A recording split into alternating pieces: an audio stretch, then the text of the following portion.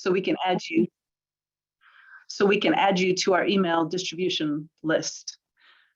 Before we move into the business of tonight's meeting, I wanted to alert you to the next Belleville Prairie public meeting on Monday. That's a little bit different. We've had Tuesday nights, but Monday, February 21st at 6 o'clock by Zoom, just 13 days from now.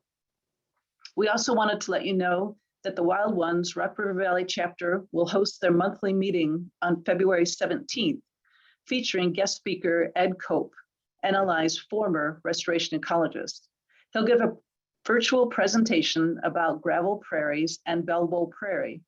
To get the Zoom link, you can visit their website at wildonesrrvc.org. And I put the link in the beginning, the chat here for our meeting tonight. Everyone is muted except the 7 people who are giving presentations, and they'll be unmuted when it's their turn to talk. Whenever you have a question or a comment, please use the raise hand emoji to notify us that you want to say something or ask a question, or write it in the chat box. And we have a moderator keeping track of those comments. Tonight, we're gathered here because we care about Belleville Prairie. I'd like to acknowledge and thank our partners for their extraordinary efforts working to save Belleville Prairie.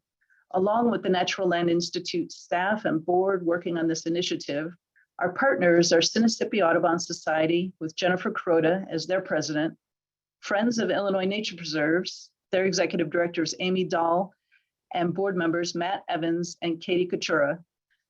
Illinois Environmental Council with Lindsay Keeney have been a great help also.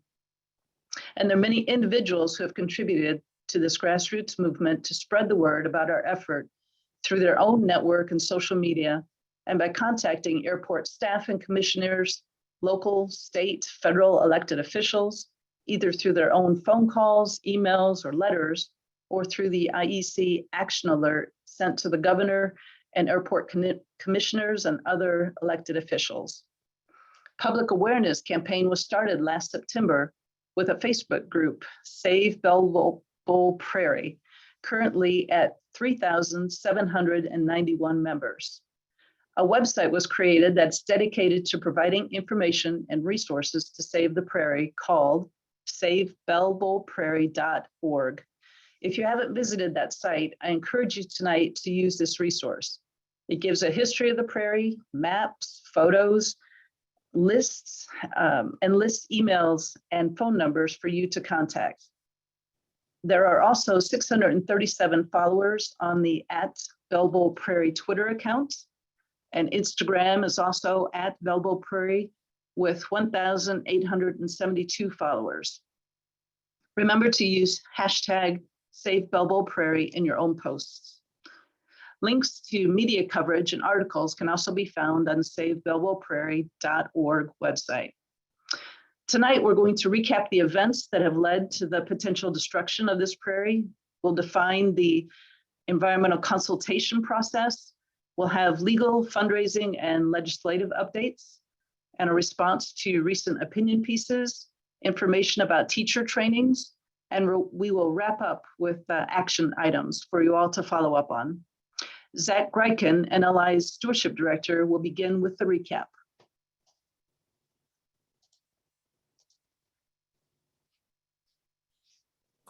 Okay, thank you very much, Jill. You can hear me okay? Yes. All right. Thank you very much. Again, thank you to all of our partners and everybody who's been contributing and reaching out in support of saving Belleville Prairie. It's super, super important that we continue to do so. And again, if you are wondering what you can do, please visit savebellevilleprairie.org. Yeah, started here with a little bit of a recap. So here we go. In 2018, the Chicago Rockford International Airport, that's the full name of the airport here in Rockford, and the Federal Aviation Administration, also known as the FAA, conducted an environmental assessment, or an EA, as it's known, of the Midfield Air Cargo Development. That's the area that includes Belleville Prairie. After this was done, in 2019, there was a finding in that environmental assessment of no significant impact. However, and multiple and threatened and endangered species use the area. So that's important to remember. So they found no significant impact of the area, but it's used by these endangered species. Natural Land Institute has managed the prairie for decades and was not notified of these actions at that time. So construction work began affecting the prairie in 2021, and in August, local residents noticed activity in the area of the prairie and notified NLI and the Illinois Department of Natural Resources. Upon visiting the prairie at this time, the DNR heritage biologists identified several of the federally endangered rusty patch bumblebees. So in September, NLI, Sinisippi Audubon Society, Friends of Illinois Nature Preserves, and others began working together to find alternatives to avoid destruction of the prairie and begin a public awareness campaign with outreach to community leaders and elected officials and the general public through emails and social media. And we began holding public meetings like this one to get the word out, essentially. So after pressure from the IDNR, the airport agreed to halt construction until November 1st. We held several public meetings throughout October, and the public awareness of this issue and news stories in the media increased. On October 27th, Natural Land Institute held a news conference to announce that it had filed a lawsuit for injunctive relief and a temporary restraining order. The next day, the airport announced that it would halt construction and reinitiate the consultation process under the Endangered Species Act with the U.S. Fish and Wildlife Service to evaluate impacts to the rusty patch bumblebee. And that construction was scheduled to start in November 1st and was suspended until this process was completed. A new deadline was set for the construction on a road to begin on March 1st of 2022. So meanwhile, in November, efforts continue to get the airport staff to collaborate with experts on a redesign of the expansion to avoid the prairie, of which they refused and said they plan to continue construction as initially had planned. NLI filed a 60-day notice of violations of the Endangered Species Act to federal agencies at that point. So in December, IDOT officials, Illinois Department of Transportation officials, announced that Rockford Airport was awarded $3.6 million in a grant through the Rebuild Illinois Airport Capital Improvement Program. It's a mouthful. Funds to construct the airport midfield entrance road and utility corridor. A new action alert was created for individuals to sign, urging elected officials to use their influence to publicly advocate to use that Rebuild Illinois funds to redesign the road, to avoid having this road cut through the prairie. The airport filed a motion to dismiss NLI's lawsuit, stating that NLI doesn't have standing to file a lawsuit. At the airport's December board meeting, they passed a resolution to dissolve any agreement, if ever there was one, for NLI to manage the prairie. So in January, NLI filed a response to the airport's motion to dismiss and strongly asserted that it has standing to sue in its own right based on its institutional interests and sued on behalf of its members. Federal agencies filed a motion to dismiss NLI's lawsuit, and that was just recently. Here's a slide that continues a series of estimations of the build out that will ultimately erase this prairie. The impacts are real. This is a real photo of the scale of this project.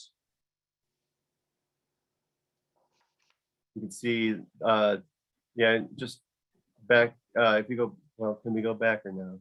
Mm-hmm. We're just gonna, okay, so if we go back, we got this, this is an area, you know, the prairie would be towards the bottom of the screen. There's a yellow line kind of crossing through to provide a boundary, essentially, of where was just regular old turf grass into what is prairie. And the prairie does have some brush encroachment right there. And that brush encroachment is largely American plum and downy hawthorn. You know, good native species that provide early nectar sources for those rusty patch bumblebees when they're emerging from their hibernating positions in the winter. So we can go to the next slide. Here we just have, you know, we've got the existing kind of build out schedule for this project, this midfield cargo area development. The blackened portions are essentially the reality that we're facing. The yellow portions are the areas that would be left. Yeah, there you go, with the cursor moving over them. Those areas would technically be left alone with the current build out plans, but could eventually in the future be impacted directly. And essentially, we're looking at a total loss of the prairie ecosystem here at Rockford's Airport, Bell Bowl Prairie. I think I have one more slide here. So this, you know, this is a plan that was kind of featured in a 2019 environmental assessment, I believe, that kind of illustrates the full build out of what this project looks like, with portions in that yellow outline here, you know, labeled W and Y, that obviously, according to this map, would, you know, encompass areas that are not yet affected. Here we have Beltline Road with the red line indicating the road currently scheduled to cross through the prairie. And so the redesign that we had suggested occur would be for the intersection at the 90-degree angle just to the east of that red line, where Beltline Road takes a turn and goes north, goes from east to west and then turns north to connect the rest of the airport. That particular intersection apparently is supposed to receive somewhere on the order of 50, maybe more trucks a day, you know, shipping cargo. And we're looking for the airport to utilize existing funds to redesign the intersection to make it safer for the truck traffic, but to avoid having to put the road through the prairie, indicated again by that red line. So thank you all for your time. That kind of concludes my portion of the presentation, and I just encourage you to keep pounding the drum and getting on the phone, sending letters to our representatives and trying to get our government to do something about this situation. We're doing all that we can, and thank you very much for your involvement.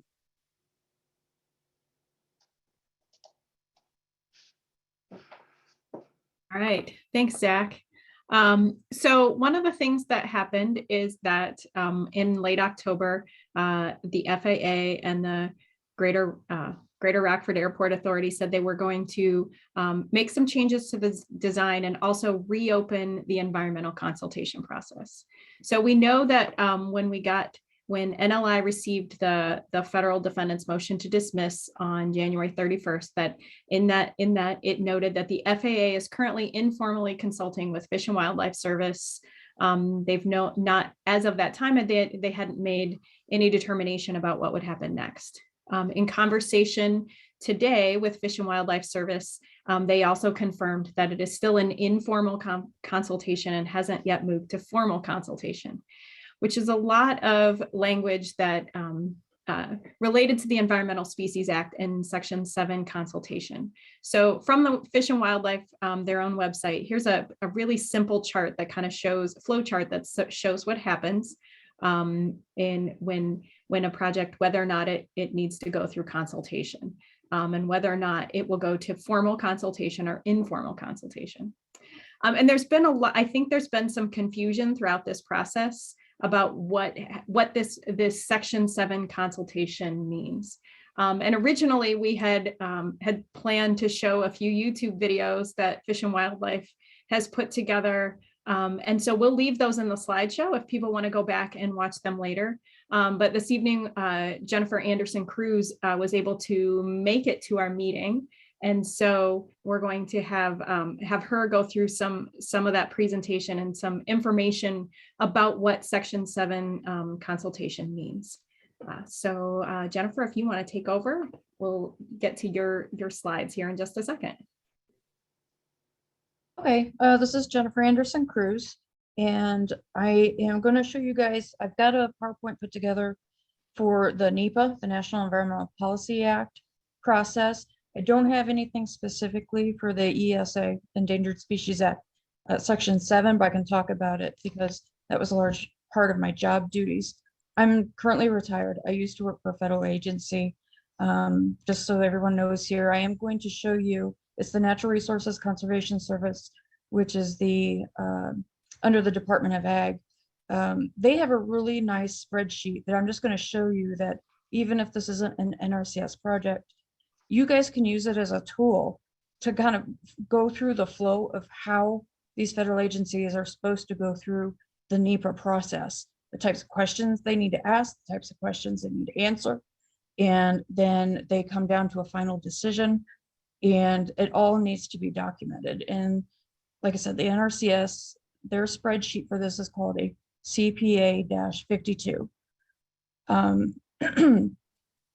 But what I'm going to do here, the presentation that you guys are seeing on the screen, this is a really full-blown. I actually went to the EPA's website, which is the agency that's responsible for ensuring that NEPA policies and things and publications of the regulations and then policies, things of that sort, from all the different agencies that they adhere to the law, NEPA law. And what's kind of nice about it's the EPA, you can't see it on the screen here because it changed my text to kind of a gray instead of white, but there's a link. What I did is I copied and pasted word for word, verbatim, out of the EPA's Citizens Guide to NEPA, and there's a link down there that will take you directly to the document. So I copied and pasted the text of that document, and then what you're going to see is I've got the flow chart from that document on the right, and as you go through the text, I've created boxes. They're going to be red boxes that show you what step in the process you are and when the federal agency needs to be doing certain things, and then based on their answers, how they're supposed to proceed through this flow chart. And so I think that's really important. There's a lot of people kind of chiming in about different things and what the FAA did, didn't do, who did what sort of thing. This kind of helps you go through and understand the process and who should be doing it. What I can do, if everyone's interested, I can go into, it's going to be a much longer presentation where I'll get into the weeds and we can get down to some of these nitty-gritties if you would like. So we can decide on that later. So if you go to the next page, here you can kind of see some of that text, and you can see there I'm starting at step 1. So what I'm going to do, instead of, like I said, I'm not going to go through the whole presentation. I kind of explained to you how I put this document together, and I only have about 10-12 minutes here. So like I said, it's not enough time, but I think it would be nice if we get this posted somewhere where everyone has a chance to look through it and is familiar with it before I start going through the presentation, because I think you'll get a lot more out of it that way. And so as you can see there, the flow chart is showing we're starting at step 1, moving down the line.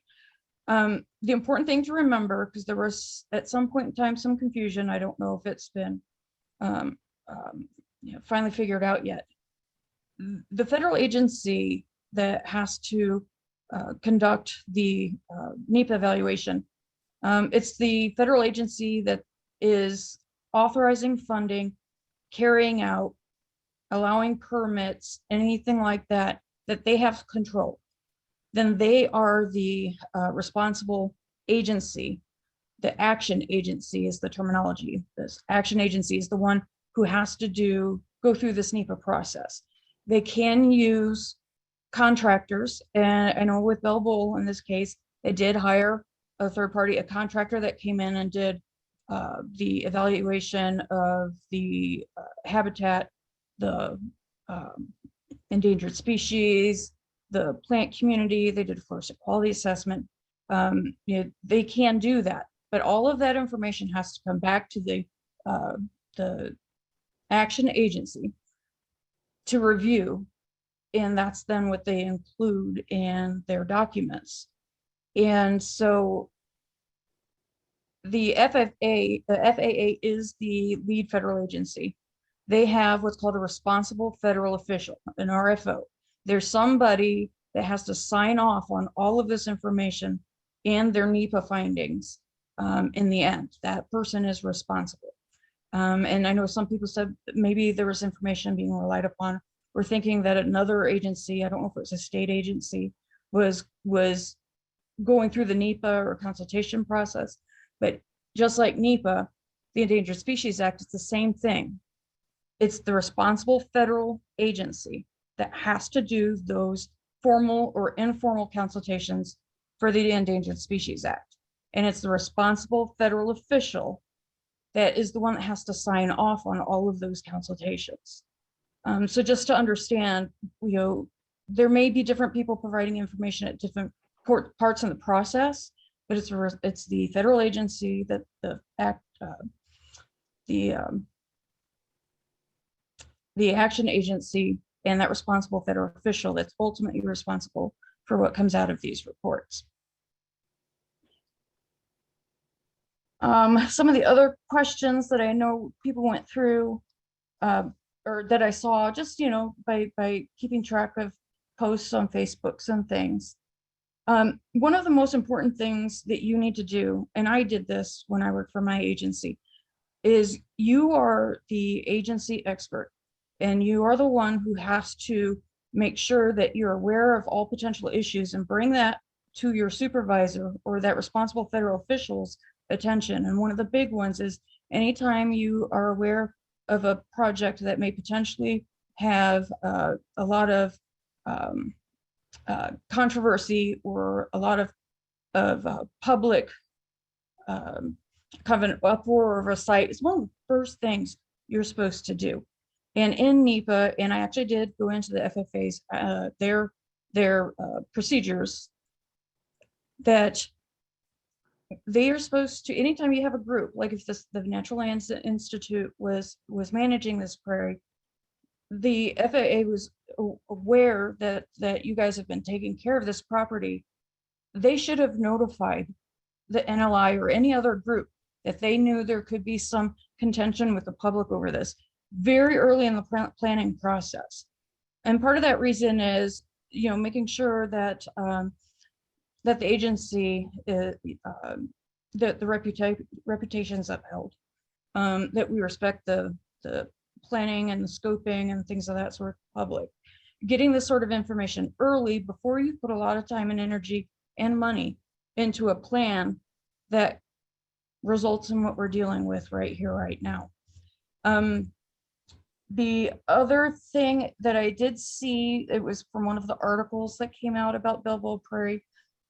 It was mentioned that this development impacts future plans, and they were pretty specific in those future plans.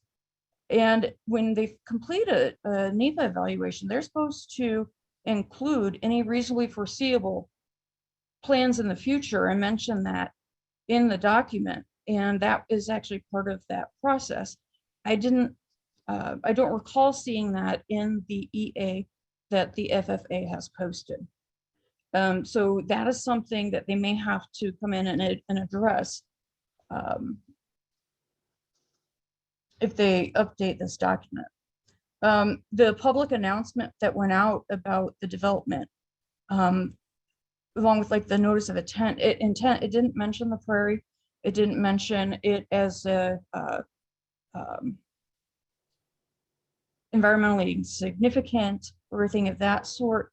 So it was really hard, even though they put a release out, and if I remember correctly, they only put a release out to through one, maybe was it a newspaper.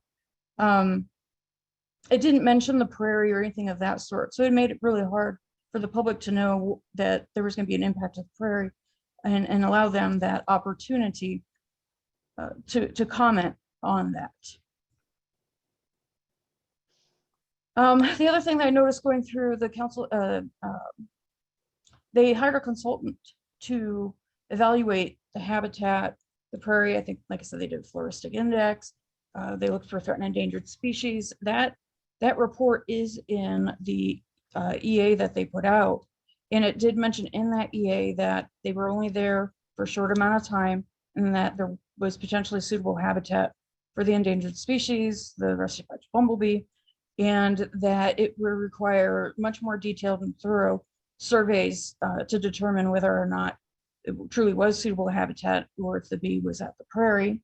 And then it also mentioned that at some point, someone went out, looked at the site and said, no suitable habitat. There's no documentation in EA to determine or there so that people will know how they came to that determination. That is required. You have to have the documents. If you don't have the documentation, it didn't happen. That's basically how it goes with the federal government and these sorts of things. If it's not in the document, it didn't happen. There's also, at one point, a mention with the wildlife that there's suitable habitat offsite that the organisms could just move to. But again, no documentation. That kind of stuff has to be documented. I did a lot of GIS, ArcMap mapping and things of that sort using available data to determine all sorts of things. I used the breeding bird surveys, the migratory breeding bird surveys. I used landscape analysis, things of that sort to determine how much suitable habitat is in adjacent areas compared to what may be potentially impacted within our, what we call the action area. I didn't see any of that sort of documentation in the EA. I won't say any, but there's some things missing that would have made it much easier for the public to understand the data that they're relying on. And then the other thing is too, is that under cultural resources, initially, the federal employee who was doing the cultural resource part of this EA did feel that there was a significant cultural resource on site. Someone came in behind them and overrode that determination. And so I have not I didn't dive into the cultural resource stuff. That's not my area of expertise, but with some of the flags that I'm seeing on the kind of the biology wildlife side, it makes me want to kind of figure out a little bit more about what happened there with the cultural resources. What I'll do now is if you can just show the NRCS's CPA 52 form. It's an Excel spreadsheet. And I'll just show you real quick the different sections and I'll just leave it there.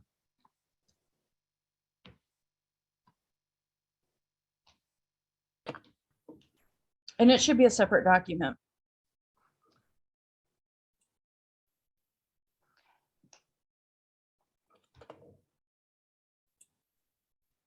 Jennifer, that one might not be in the presentation, but we Okay. can. Well, what I'll do, like I said, I can go through the presentation in detail, and I can, in that recording, bop back and forth with the CPA 52 so people can see how it works. And then anytime anything new comes up about Belleville Prairie and the process, that's something you guys can go to and kind of figure out where you are and where we should or shouldn't be going. Thank you, Jennifer. Yes, this is Jill, and we will post all of these slides, the whole presentation. We'll post those tomorrow to the Save Belleville Prairie Facebook page and to the website. Okay, So that's great. People can dig into all of these, about this whole consultation process. Is there a way, I just thought of this, is there a way that if people do go through and they have questions or they have comments to maybe gather those so that I can make sure I address them in the presentation? Is there a place where people could go to do that? People can send any questions at all to info@naturalland.org. and we will compile them and send those to Jennifer so she can, when we do this expanded webinar, that Jennifer can address all of those issues. Excellent, thank you. Jennifer, one of the questions that came up in the chat is what's our recourse when all these people, when they do their jobs incorrectly? So you've done a great job, and I'm sure the webinar will go through even further and more details what's supposed to happen. But when that doesn't happen, what's the recourse and what should we as citizens do? Well, every federal agency has kind of a legal division that reviews, make sure that the agency is adhering to the different laws and regulations that the hoops that they've got to go through. I'm trying to remember, with NRCS, we would deal with like OGC or the, we'd have an inspector general that we would go to. Not only that's where people can go to express concern if they feel like the agency isn't following the law, or they didn't follow the policies that are in place. The other places, you know, I reached out to my the Illinois, you know, the senators, things of that sort, to let them know that I had some concerns. Potentially the process hasn't been followed. And I did mention, I know on the Facebook page, is that if there's an Administrative Procedures Act that all the federal agencies have to comply with, if they have procedures, published procedures. So what you've got is you've got the law, which comes down from the legislative branch. Then it goes down to regulation. So at the national level, the agency is developing a regulation that says this is how we're going to carry out that law across the nation. And then when you get down from that, then you've got regional areas. They may then put together policy. Okay, how is the FFA, for example, how is the FFA going to implement the law and regulations? And they get more specific. They have to follow that to a T. If they do not follow the policies to a T, then they are in violation of the Administrative Procedures Act, which means they may have to go back to square one, or they may have to come in and do a supplement and fill the deficiencies or address the deficiencies, things of that sort. So I know it can be really hard for the public to read through the law, the regulations, and the policies, because the jargon is pretty technical. And that's where I'm hoping I can help the people that aren't experts in this kind of walk through what those requirements are. But like I said, those I can't, like I said, I looked it up. I do not recall what they call the agency's legal team, which, like I said, public can contact and relay concerns, but then a lot of times too, that agency is contacting whoever that legal entity is to help them in determining whether or not they have any sort of legal issues that may arise. So sorry if that was a little kind of rambling, but Thanks, Jennifer. I think some of why we talk about this is that in the campaign, as people have been trying to figure out what do we do and who do we contact, there was kind of an approach that it was contact anyone and everyone, but we wanted to make sure that we know the process a little bit and understand who are the people that have the ability to make decisions and where's that coming from. So yeah. So there's some resources there, and we're going to move on at this point because we have a few more updates that we want to get to and respect people's time. But there's a lot of information in there, and that will be shared. And I think it's one of the things that's helpful through this process too, is to have some resources so that as these things come up, that those of us that care about saving our natural areas also understand the legal process before it gets to the crisis moment. So I think, so we're going to go on and give an update on where things stand from the legal perspective, because lots of things have happened in the last couple of weeks that I think everyone will be interested in hearing about. So just a little bit of background. In October, there was a complaint filed by the Natural Land Institute for injunctive relief and a motion for temporary restraining order.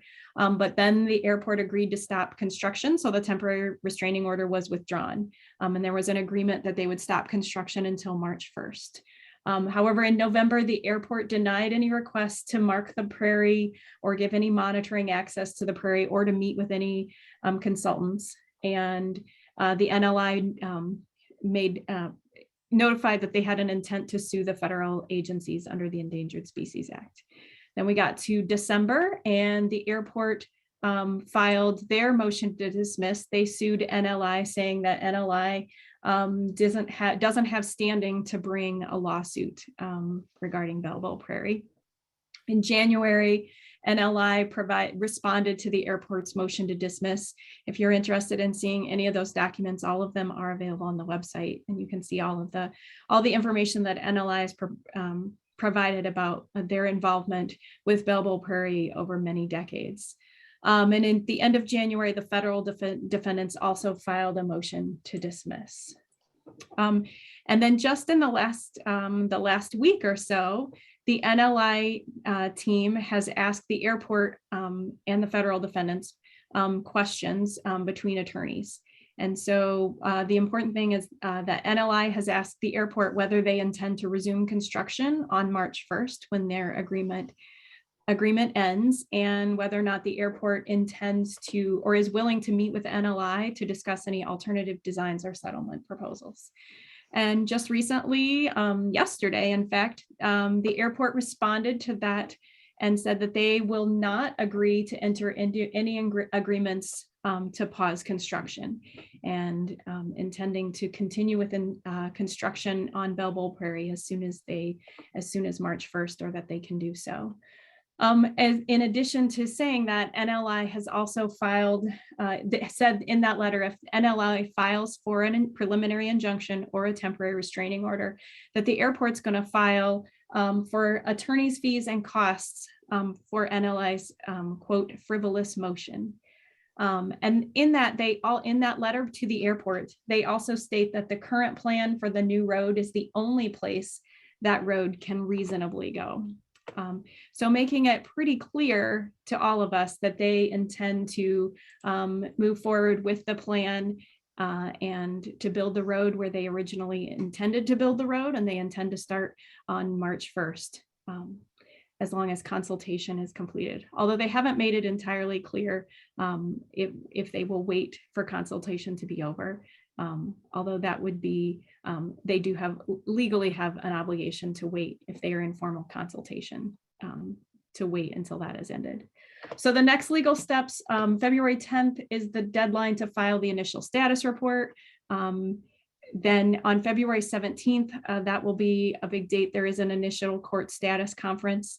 And then the date to watch out for that we all have on our calendars is that March 1st, the airport's agreement to stop construction ends unless there's further agreement or a court order. So the additional next steps that the legal team is continuing to press the federal and state agencies through FOIA to get information, and are prepared to file the preliminary injunction and a temporary restraining order, and they'll amend the complaint to add the Endangered Species Act claim after the 6-day notice period ends.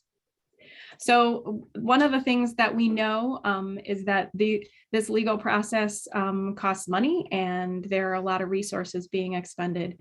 And so I'm going to turn it over to Katie to talk a little bit about the fundraising update and a fundraising drive that is kicking off now. So go ahead, Katie.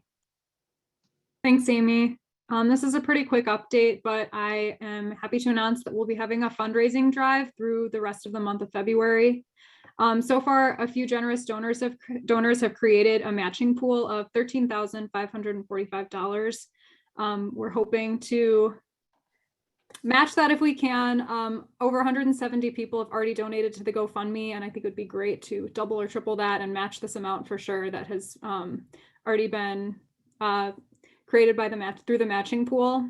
Domenico has also offered a lot of other incentives. So the first 60 donors who give a gift of at least $100 will get an item, and then first 20 donors over $250, and then the first 10 donors over giving gifts of over $500 will get another publication.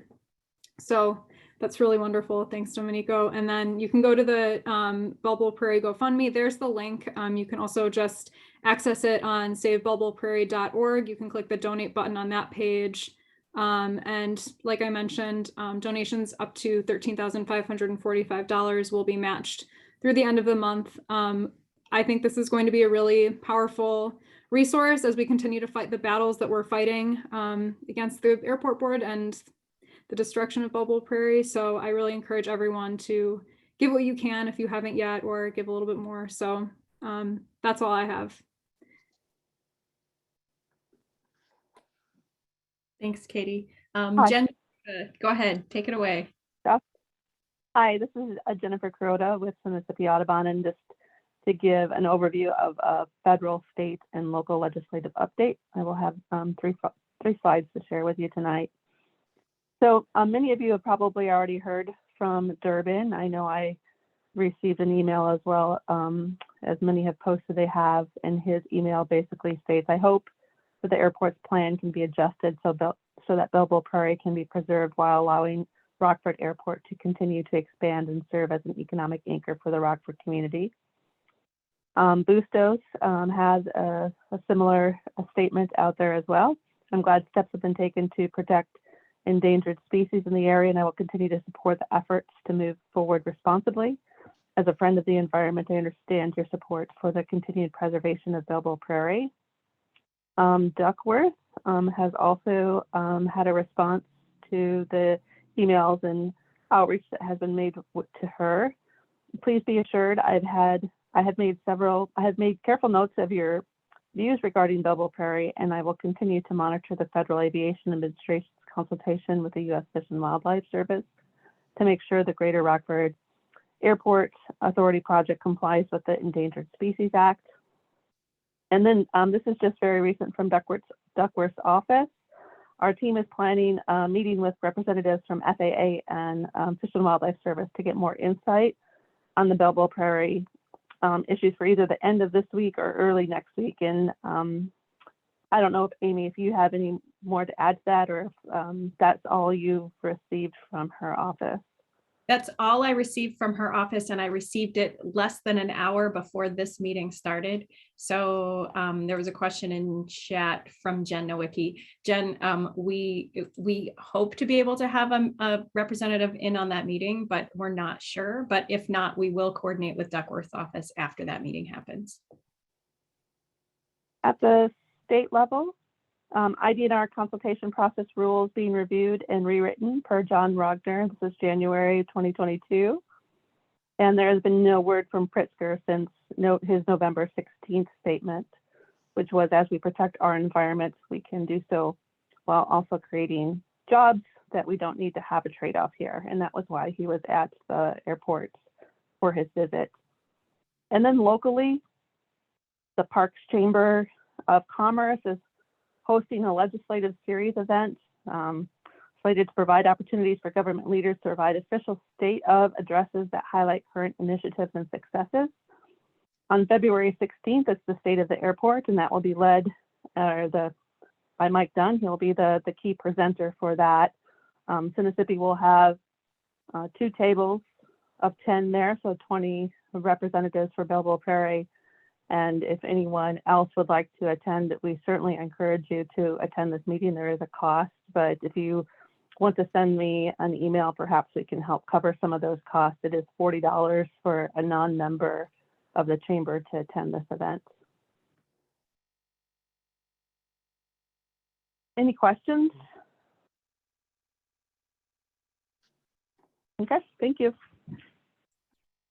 Thanks, Jennifer.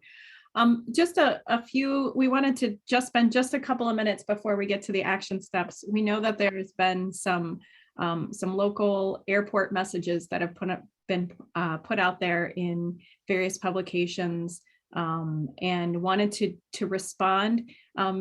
We hope that the airport is listening and may hear what we have to say this evening, but also that we want that everyone on this Zoom also knows how to respond. And if you're not sure what the argument is or how to respond to what the airport is saying, we wanted to be able to provide some of that information. So there was an article that said that the Rockford Airport says the roadway can't be redesigned to avoid Belleville Prairie.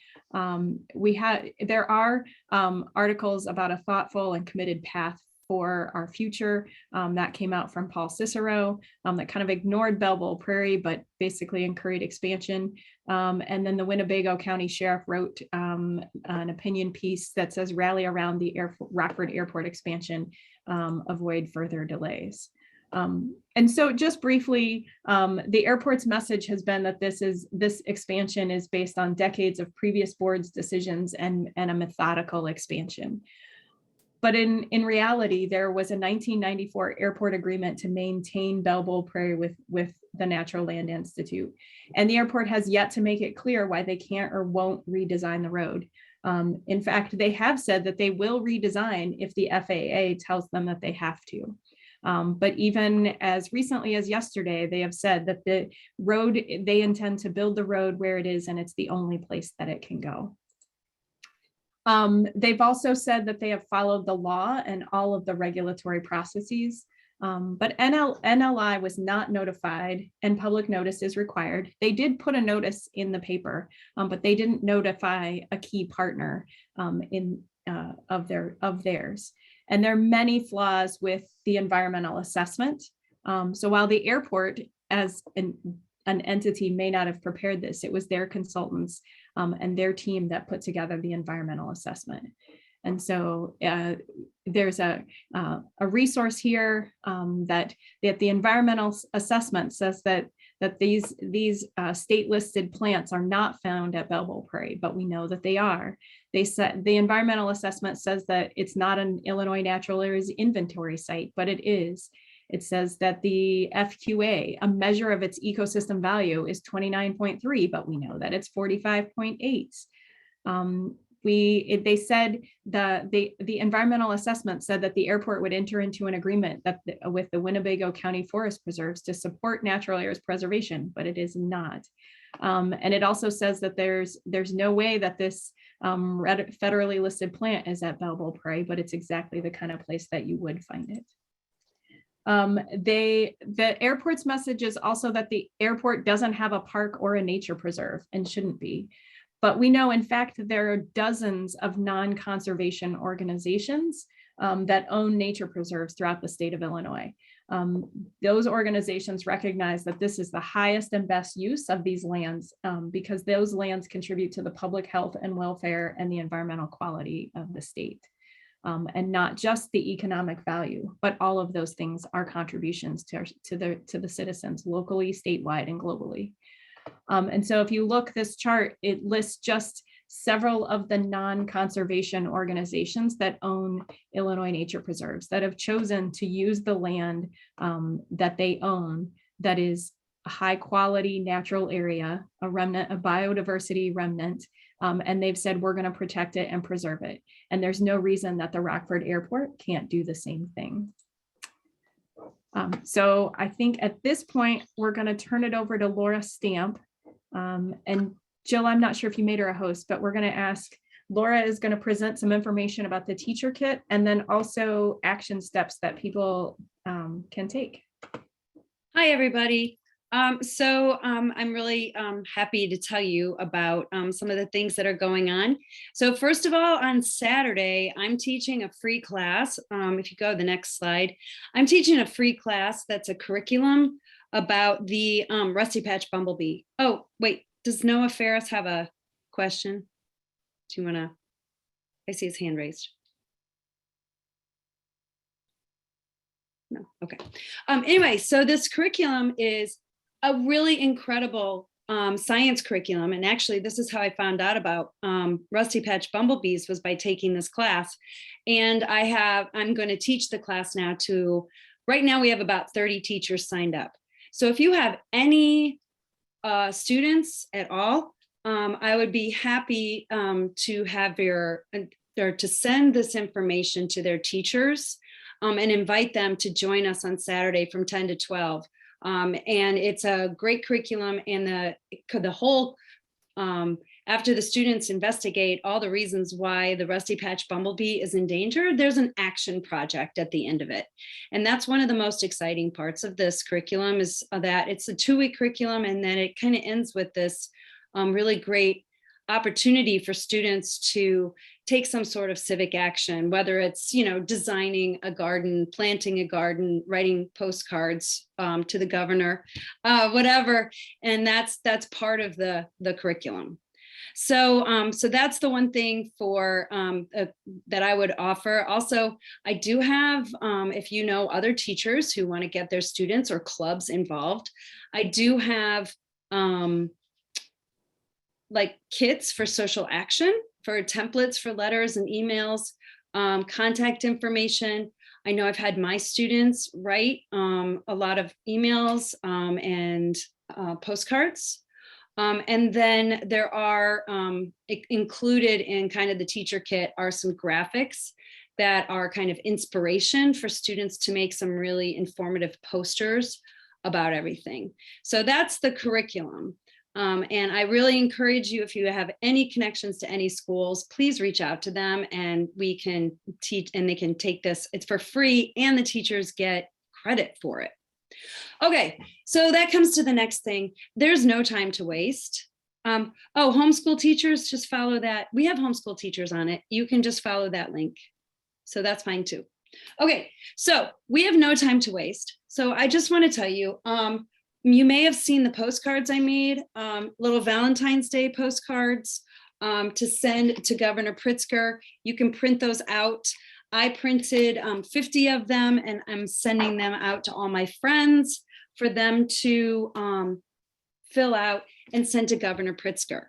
This is imperative that we get Governor Pritzker. If anybody has any connections in any way, please use them. We have to get to him. He's going to be the only governor in modern times who's allowing a prairie to be destroyed. Matt has told us about different governors who have taken action at the last minute to save prairies. Pritzker's going to be, if he doesn't step up, he's going to be not the environmental governor that he wants to be. He's going to be privy to the destruction of an irreplaceable ecosystem. And he has the power, and he's being a jerk about not responding to this. You can call too, call. So yeah, we do need help. We need artists, writers, social media, content creators, anything to get people involved. But also, it's super important that we do some actions in Rockford to let people know that this is going on. I think a good angle is that the airport has prevented these jobs from happening, right? If they had done their jobs in the correct way, they'd be building a road, and it would go around Bell Bull Prairie. But instead, they're insisting on making it go through the prairie, and they are inviting the legal problems. We're not doing it. They're inviting it. And that's the message that has to get out to the people of Rockford, that this prairie expansion or the airport expansion can go on. They just have to redesign it. And there's money. And we've paid the money already. It's the tax dollars that they've already gotten. So I would encourage people who are in Rockford, I don't know, set up a table outside the Costco, take some postcards to your kids' soccer or basketball game, right? Have a petition that people sign, and you mail that in. That's been very effective, to have a big like poster. People write messages all over it. You fold it up and you send it in an envelope. And then you direct people to the Save Belleville Prairie site so that they can take more action. Make TikToks, tag Duckworth, tag, Durbin. I was drawing a blank. And then also, if you know anybody on that airport board, come on now, talk to them. Mike Dunn needs to know that we're watching him, and that he is, and we got to drag his name into this, that he is stopping jobs from happening because he is bringing up this lawsuit instead of following the easy procedures for redesigning this. So that's pretty much what I have to say. I love this idea. Tell more people every day, tell 5 people. Also, I've been calling for Pritzker. I've been calling the Chicago office. I have a lot more luck getting through to a person at the Chicago office. And also, if you are interested in doing more direct action, I'm happy to organize another meeting where we get together to come up with some things. So, and I'm not in Rockford, but I'm willing to travel to kind of get there. That's all. I love one of the Pritzker shops at your store. It's appropriate. At this point, any connection we have is appropriate to get to them.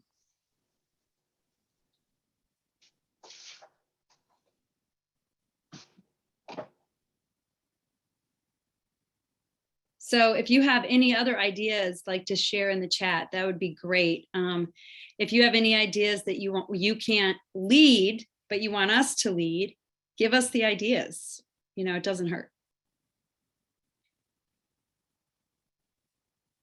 And I would say back to Megan also, we can also, might be great to give the Pritzker that shops at your shop the information about what other governors have done in the past, and the fact that this would be public land, a public Illinois natural areas inventory site destroyed on Pritzker's watch.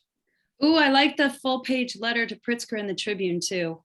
That's an awesome idea. That's a fabulous idea. I'm sure it costs a fortune, but that's a great way to spend money. And it looked like there's been a question that got asked early and then asked again later. Does the U.S. Fish and Wildlife Service believe that a one-time visit to the site constitutes a thorough, honest evaluation? So I don't know that anybody here on the call can necessarily speak to the U.S. Fish and Wildlife Service, but right now, where things stand is that this project didn't go to formal consultation with U.S. Fish and Wildlife Service and has not yet gone to U.S. Fish and Wildlife Service for formal consultation. It's still in the hands of the FAA, and U.S. Fish and Wildlife is waiting for the information from FAA, because the FAA is the acting federal agency. So when we get to that point, we can have a conversation with Fish and Wildlife about how they would handle it when it gets to them for formal consultation. I hope that answers that question. And then Harlan asks, what will the solution cost to redesign the road? We don't know. We don't have a cost estimate for that. And the airport authority is simply saying that it's prohibitive and that it can't be done. But then they'll also say, we will redesign the road if the FAA tells us we have to.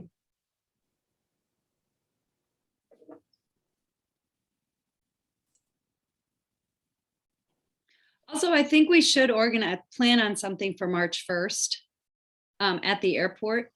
So that would probably be something that we should look into, since it's only a couple weeks away.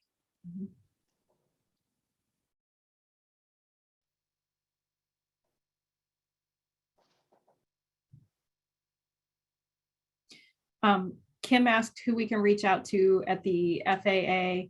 The information is on Save Belleville Prairie's website. I will also say that from the contacts we've made with the FAA about Belleville Prairie, I think it's appropriate maybe to call the FAA and let them know what you think, but also they will not respond because of the lawsuit. You will be unlikely to get an answer.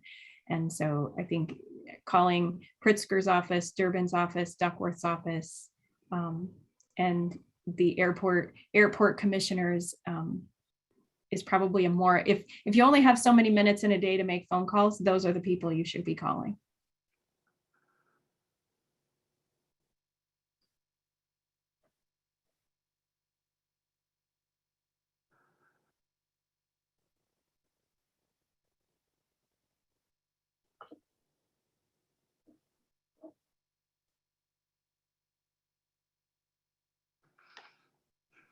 All right.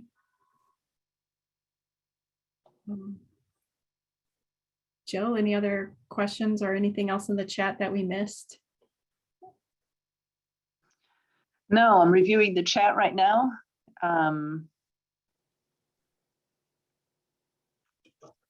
Who was the woman speaking? Jill Canay. I was speaking for NLI tonight.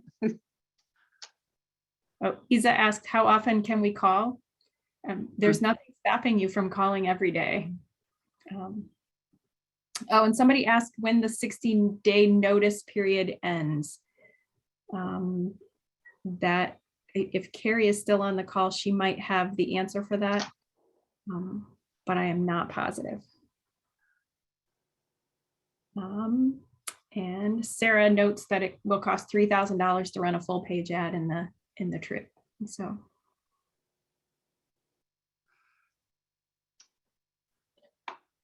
Amy, did you address Noah Ferris? What was Noah's question? If we could get approval for the airport, talking about a living collection, extra insurance against future threats. That's a possibility. I mean, we could talk more about that offline, I think. So, yeah, I'll make a note. And then James asked, have the airport commissioners been willing to talk to people who want them to modify the existing plan?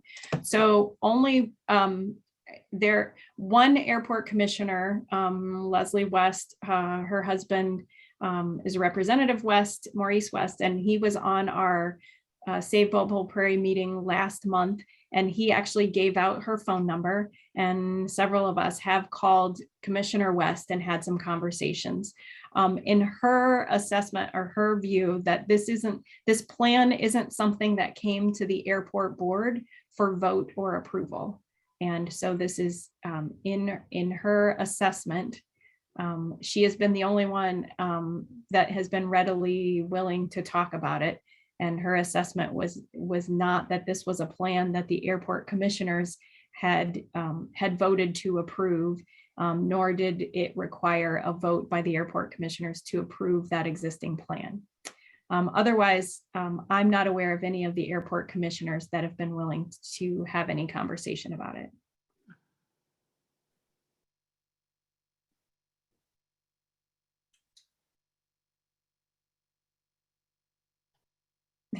Laura, that's a very good question. There was a question about the current roadway construction plans publicly available, and I believe everything that we have is available on the Save Belleville Prairie website.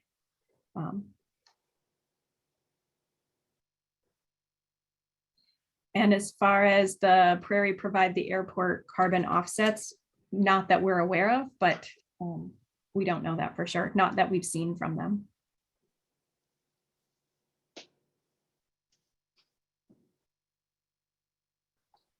Stephen asked, what is the road mileage difference?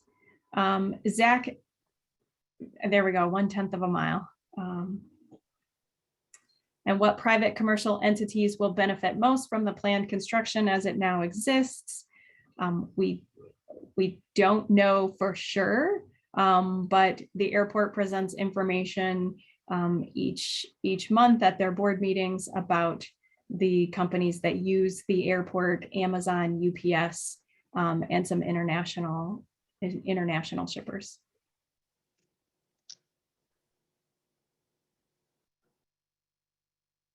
Jen asked, is there a strategic plan for the airport meeting where Dunn will present, or do's or don'ts? I assume you mean the chamber meeting. And I believe those that are going have been talking about some talking points for that.